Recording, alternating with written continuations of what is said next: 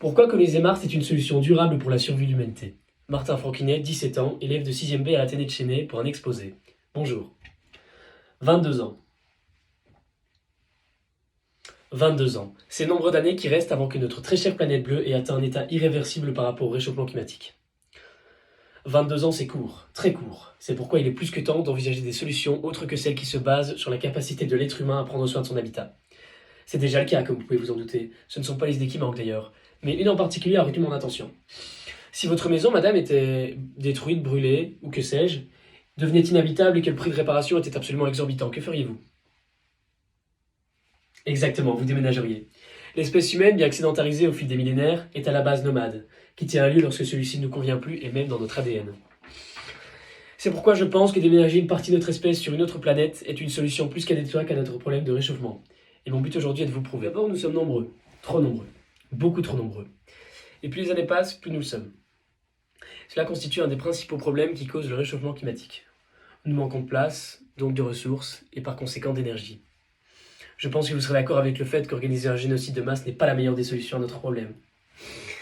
Si une partie de notre espèce s'en allait vivre ailleurs, les problèmes seraient déjà bien plus faciles à appréhender ici sur Terre. Pourquoi il parle d'aller vivre sur Mars, lui? C'est pas possible, la planète n'est pas habitable. C'est probablement ce que vous dites depuis le début de mon discours, et à juste titre, car Mars est une planète principalement composée de déserts où l'air y est irrespirable et les radiations beaucoup trop nombreuses. Alors pourquoi y vivre là, me diriez-vous? Eh bien car de toutes les planètes de notre système solaire, Mars est la planète où les chances de survie sont les plus élevées. En effet, la planète rouge possède des cycles jour-nuit quasiment identiques à ceux de la Terre et une gravité semblable. Y placer des panneaux solaires constituerait également une source d'énergie quasiment illimitée, car ceci serait 10 fois plus efficace qu'ici sur Terre. Quant aux autres problèmes, les chercheurs ont pensé à terraformer Mars, c'est-à-dire planter des forêts, des arbres, etc. Ils ont également pensé à créer une couche de dioxyde de carbone gelée autour des endroits où nous vivrions, de sorte à ce qu'elle soit assez puissante pour bloquer les radiations cancérigènes, mais pas trop de sorte à laisser passer la chaleur. Nous pourrions aussi remplir ces dômes ainsi créés d'oxygène, de sorte à y rendre l'air respirable.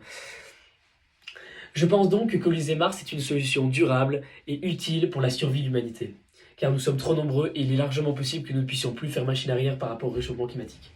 L'idée n'est pas folle car il est largement possible de rendre Mars habitable. Je sais, oui, ça peut sembler dingue, et je vois déjà tous les sceptiques à ces idées poser leurs questions. Comment créer ça sans énergie au départ? Qui voudrait aller construire tout ça sur Mars? Est-ce sûr? Tout d'abord, l'énergie sera à la base nucléaire, pour ensuite devenir renouvelable au fil des mois. Ensuite, des centaines de milliers de personnes se sont déjà portées volontaires pour aller construire nos futures habitations sur Mars.